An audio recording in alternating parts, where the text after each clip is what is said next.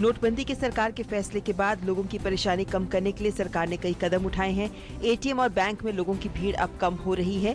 ग्राहकों ने आज केवल अपने बैंकों में ही पुराने नोट बदले। सरकार ने ये भी साफ किया कि न 100 और 50 रुपए के नोट बंद होने जा रहे हैं और न ही लोगों के बैंक लॉकर सील किए जाएंगे। गृह मंत्री राजनाथ सिंह ने आज नोटबंदी के फैसले की तारीफ करते हुए इसे ऐतिहासिक बताया। उन्होंने कहा कि नोटबंदी से काले धन पर शिकंजा कसना शुरू हो चुका है। गृह मंत्री ने कहा कि नोटबंदी देश के हित में है। इस फैसले से आतंकवाद और नक्सलवाद पर लगाम लगेगी। असम के तिनसुकिया जिले के पेंगरी इलाके में आज सेना और उल्फा के संदिग्ध आतंकियों के बीच मुठभेड़ में सेना के 3 जवान शहीद हो गए, जबकि 4 जवान घायल हैं। घायलों को अस्पताल में भर्ती कराया गया है। गृह मंत्री राजनाथ सिंह ने घटना पर दुख जताया और मुख्यमंत्री सर्बानंद सोनोवाल से बात कर हालात का जायजा लिया। छत्तीसगढ़ के नारायणपुर में सुरक्षा बलों की कार्रवाई में 5 नक्सली मारे गए हैं।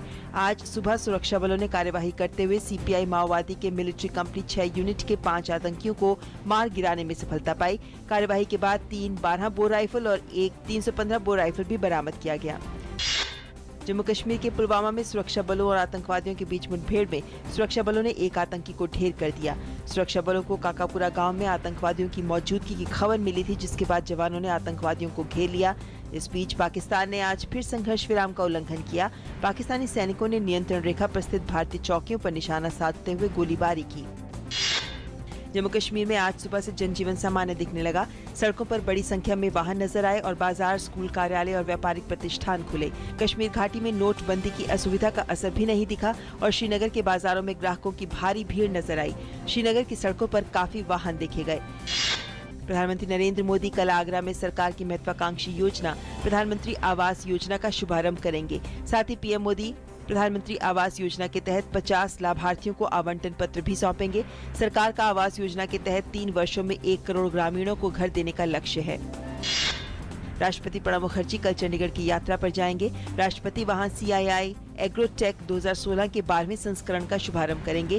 साथ ही राष्ट्रपति मोहाली में इंडियन स्कूल ऑफ बिजनेस के 15वीं वर्षगांठ के समारोह को भी संबोधित करेंगे।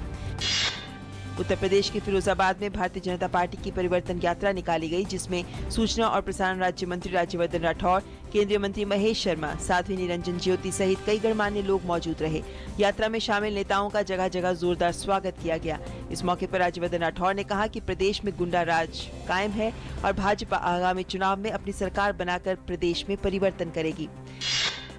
देश के विभिन्न राज्यों में रिक्त लोकसभा और विधानसभा सीटों के लिए आज हुए उपचुनाव में जबरदस्त मतदान देखने को मिला। सभी जगहों पर औसतन 60% से अधिक मतदाताओं ने अपने मताधिकार का प्रयोग किया। त्रिपुरा में सर्वाधिक 78.42% और पुडुचेरी में 75.97% मतदान होने की खबर है। दिल्ली विश्वविद्यालय का आज 93वां वार्षिक दीक्षांत समारोह था। इस मौके पर विश्वविद्यालय के 861 छात्रों को डिग्रियां प्रदान की गयी। 720 छात्रों को PhD और डॉक्टरेट की उपाधि दी गई तो 141 छात्रों को मेडल प्रदान किए गए। इस मौके पर अमेरिका के डेनवर विश्वविद्यालय के प्रोफेसर वेद P नंदा मुख्य अतिथि थे। यमन के शहर तैज़ में सरकार समर्थकों और विद्रोहियों के बीच लड़ाई में कम से कम 30 लोगों की मौत हो गई है। इस ताज़ा संघर्ष से क्षेत्र में अमेरिका द्वारा प्रस्तावित संघर्ष विराम के लागू होने की उम्मीद पर पानी फिर गया है। इस लड़ाई में कई स्थानीय बाजार भी शिकार बने, जहां गोलीबारी में दर्जनों आम नागरिक घायल हो गए। दिल्ली के प्रगति मैदान में चल रहे 36वें भारत अंतर्राष्ट्रीय व्यापार मेले के द्वार आज से आम जनता के लिए खुल गए। मेले में 12 साल तक के बच्चों, दिव्यांगों और वरिष्ठ नागरिकों के लिए फ्री एंट्री रखी गई है। मेले के पहले 5 दिनों में व्यापारी वर्ग के साथ स्कूली बच्चों को भी मेले का लुत्फ उठाने का मौका मिला। भारत की PV सिंधु ने चाइना ओपन सुपर सीरीज के फाइनल में स्थान बना लिया है। आज सेमीफाइनल मुकाबले में सिंधु ने कोरिया की सुंग जी ह्यून को 3 गेम तक चले मुकाबले में 11-21, 23-21, 21-19 से शिकस्त दी।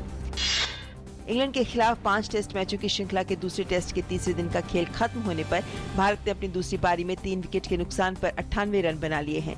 इस तरह भारत दूसरे टेस्ट मैच में कप्तान विराट कोहली 56 और रहाणे 22 रन बनाकर क्रीज पर मौजूद हैं।